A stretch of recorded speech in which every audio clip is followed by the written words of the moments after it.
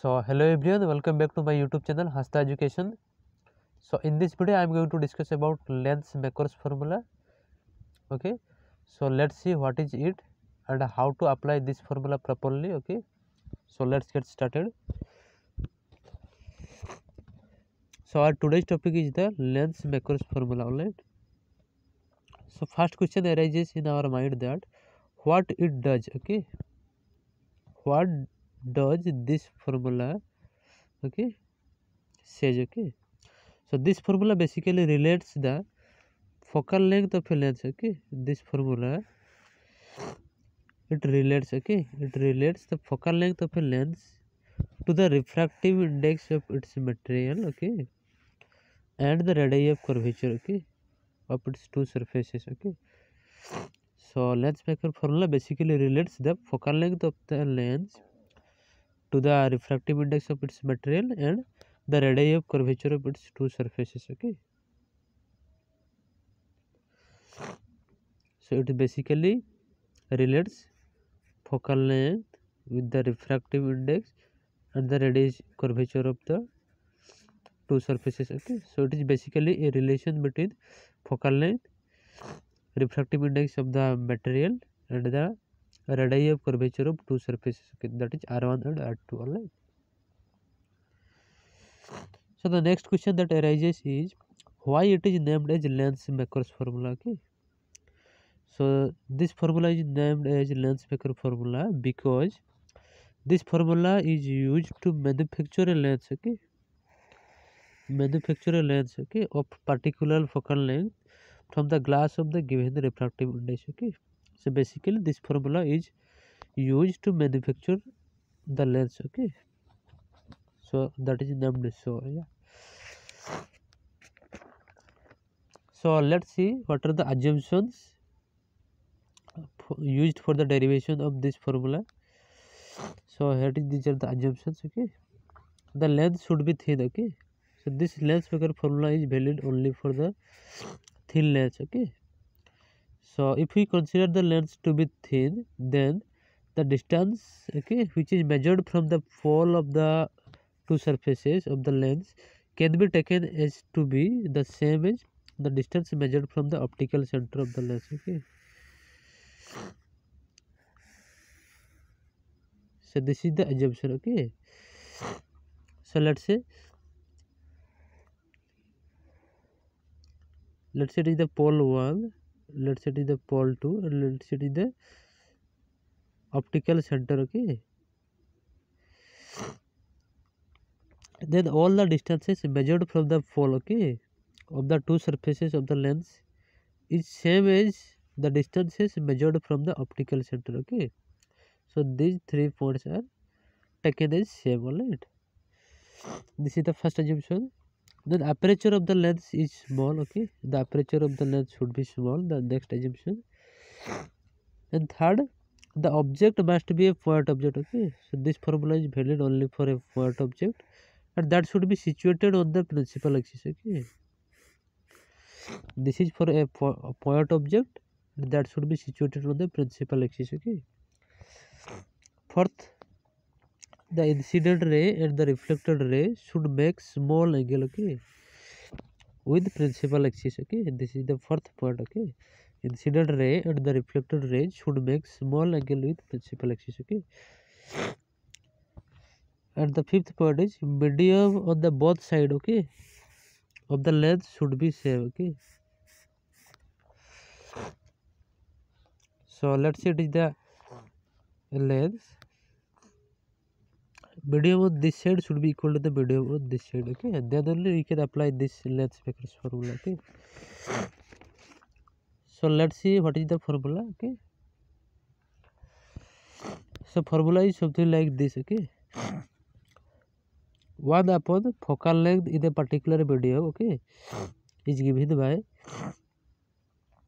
refractive index of the lens material upon mu of the medium on which the lens is kept. Minus 1 multiplied by 1 upon R1 minus 1 upon R2. So let's see how to apply this formula. So for applying this formula, the object can be placed on either side of the lens. Okay,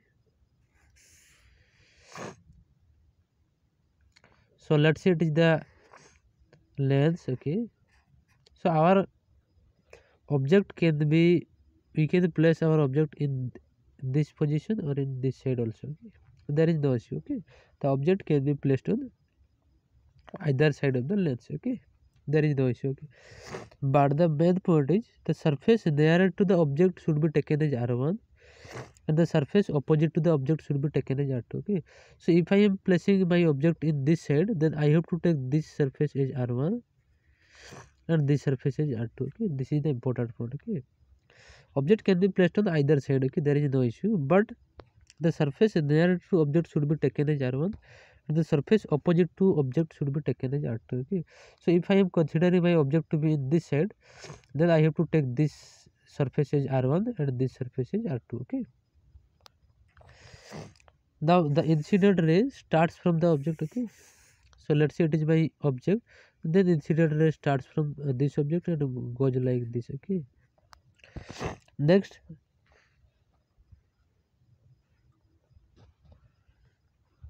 the direction of incident ray is taken to be positive. Okay, so incident ray is going from this direction, so this will be our positive direction and this will be our negative direction. Okay, accordingly we have to decide the sign of R1 and R2. Okay,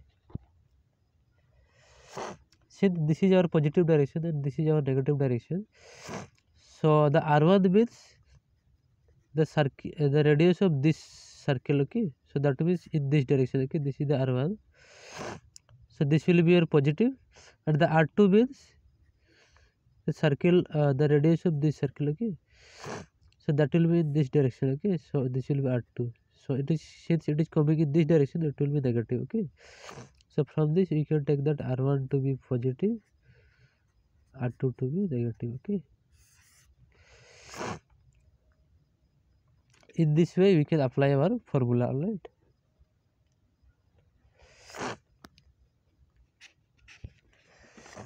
so let's say I have a lens. Okay, and the refractive index of this lens material is, let's say, 3.5. Okay, and let's say this lens is kept in the medium. Okay,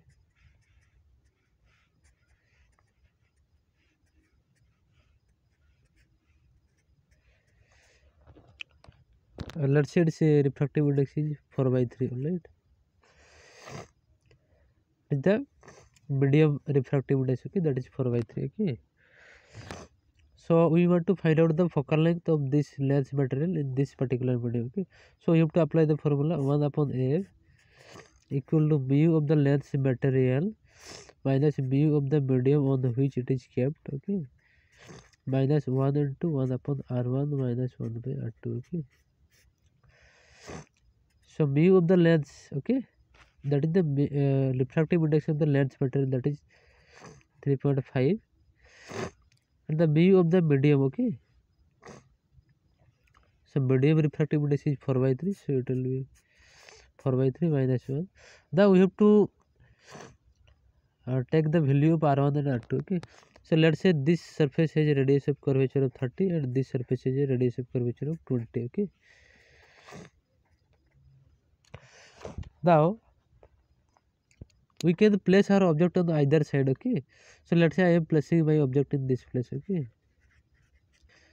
then the surface which is there to the object is taken to be R1, so this surface will be R1 and this surface will be R2. Okay, now incident ray goes like this. Okay, so this will be our positive direction. Okay, and this will be our negative direction. Okay,